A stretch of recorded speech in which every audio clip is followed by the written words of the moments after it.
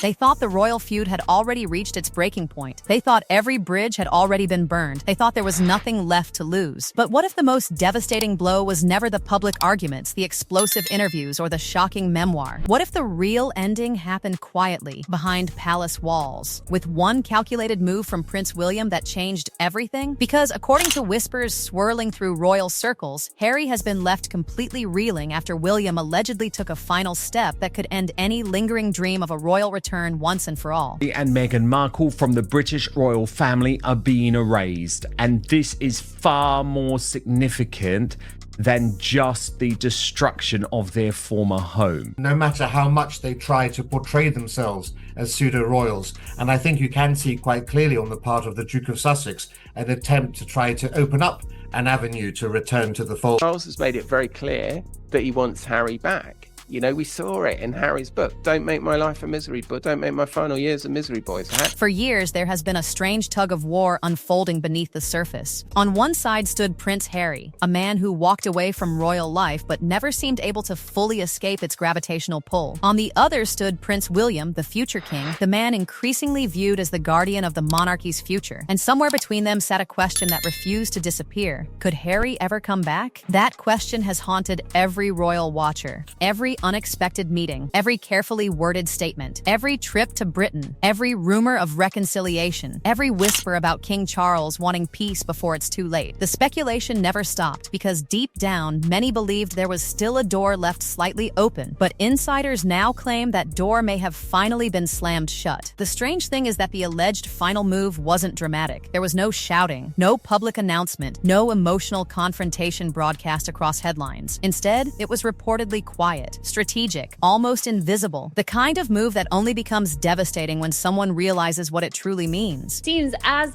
it's been revealed through The Sun that assessments are being made of the property to see if it can be split yet again into either multiple residences, and basically to erase every single trace of Harry and Meghan on the property.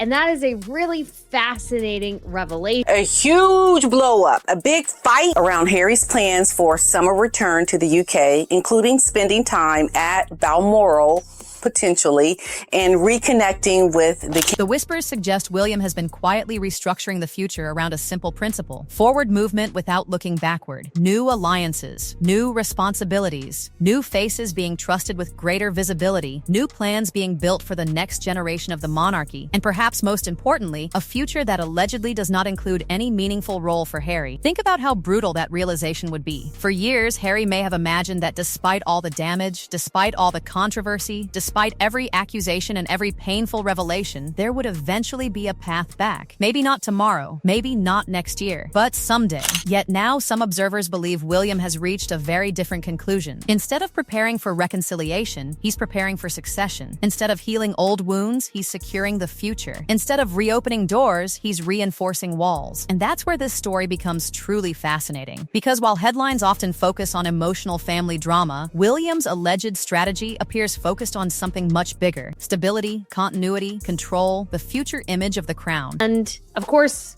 there was a lot of criticism about what Harry and Meghan, let's say, did. You know, they had to add a yoga room, a 5,000-pound copper tub, and all these sorts of things because Soho House, of course, was involved. I still am absolutely flummoxed by Meghan Markle's obsession with Soho House. I feel like I need to stay there one time and maybe, just maybe, I will understand, but I doubt it. It's just a place to lay your head.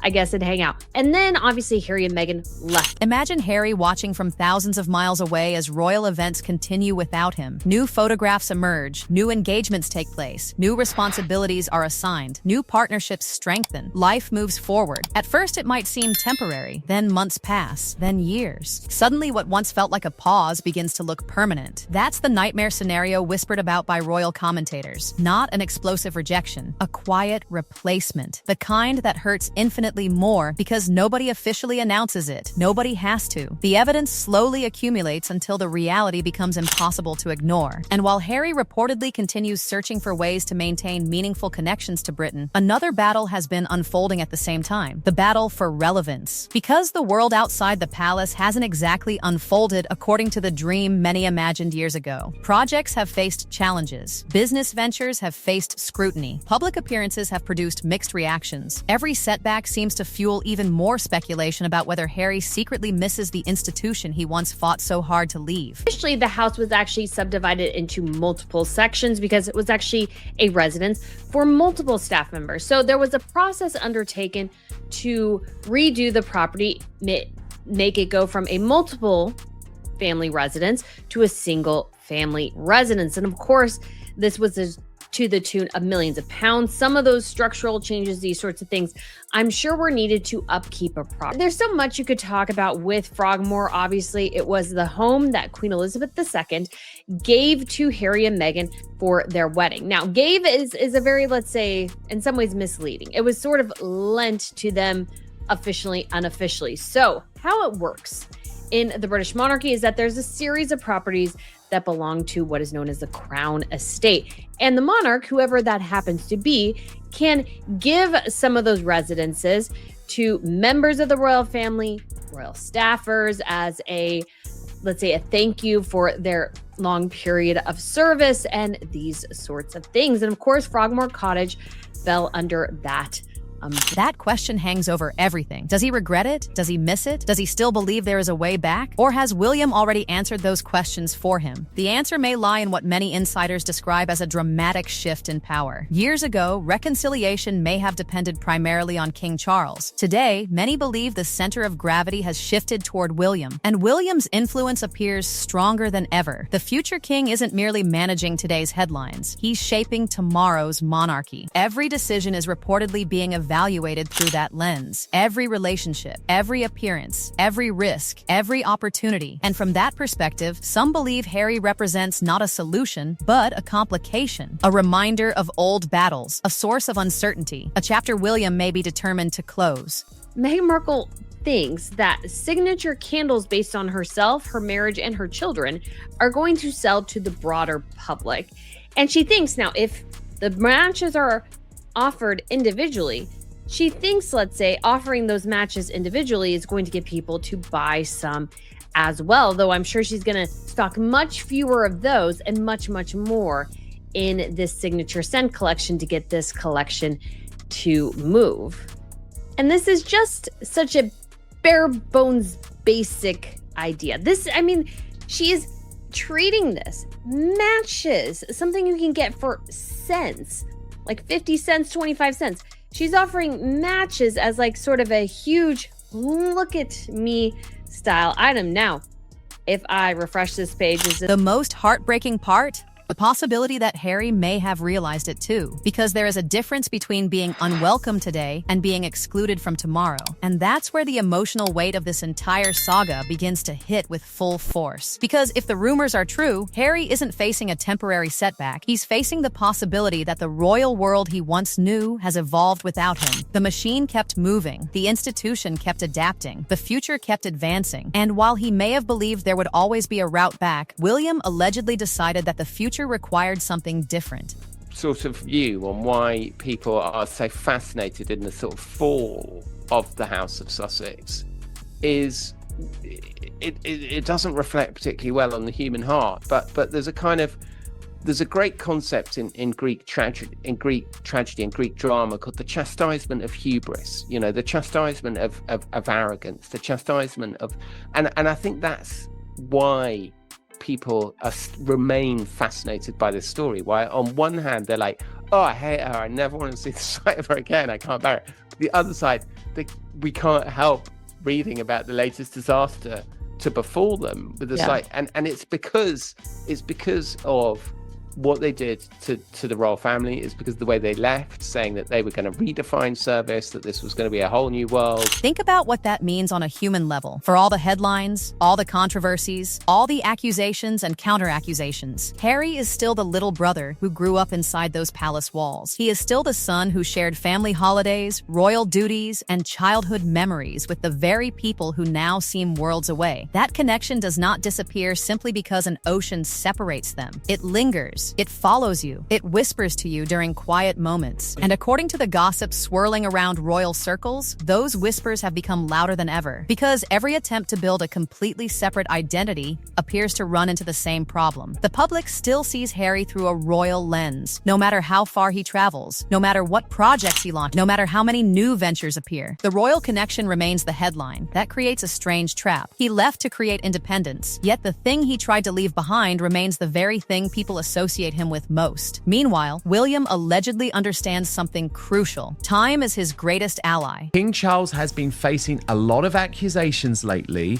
that he is behind some type of attempt to secretly return Harry and Meghan to the UK. It's been discussed as something called Operation Thaw, which has seen a whole load of political figures from Yvette Cooper to Boris Johnson sort of be sent out to try and make the British public believe that we in some way should give Harry another chance.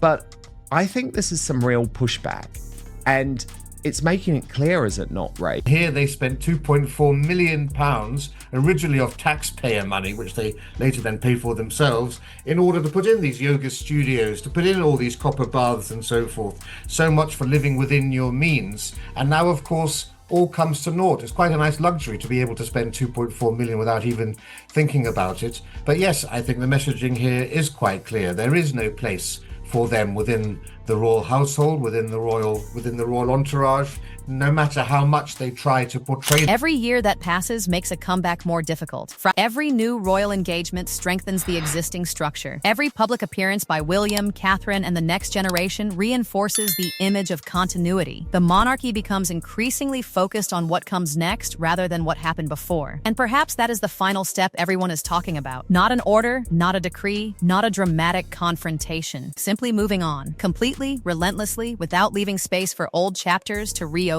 If that is truly William's strategy, it may be the most effective one imaginable. Because how do you fight against someone who isn't attacking you? How do you challenge a person who is simply building a future that no longer requires your presence? That realization would hit harder than any public criticism ever could. Now imagine Harry watching reports emerge that William's influence inside palace operations has never been stronger. Imagine hearing commentators increasingly describe William as the true architect of the monarchy's next era. Imagine realizing that every major pathway back appears to pass directly through the one person least interested in reopening the door. Suddenly, the entire landscape changes. Hope becomes uncertainty. Uncertainty becomes doubt. Doubt becomes fear. And fear becomes the uncomfortable realization that some opportunities don't wait forever. The most intriguing part is that none of this has been officially confirmed. That's what makes the story so fascinating. Everything exists in that murky territory where rumor meets reality, yet sometimes the most powerful signals aren't spoken aloud. They're revealed through actions, through absences, through patterns, through silence. And right now, many royal watchers believe that silence is speaking volumes. Because while stories of reconciliation continue to circulate, while dreamers continue imagining a dramatic family reunion, and while hopeful voices insist that healing remains possible, another narrative is quietly gaining strength behind the scenes. The narrative that William has already made peace with the future. A future where Harry remains part of the family history, but not part of the family's next chapter. Whether that vision ultimately becomes reality remains unknown. Royal stories have a habit of surprising everyone. Alliances change, relationships evolve, circumstances shift. But at this moment, the whispers coming from palace circles paint a picture of a man determined to protect the future crown at all costs. And if those whispers are even partially true, then Harry may have finally encountered the one obstacle he cannot charm, negotiate, or overcome. Not public opinion, not media scrutiny, not distance, time itself. Because while Harry may still be searching for a path home, William appears focused on something entirely different, building a monarchy that no longer needs one.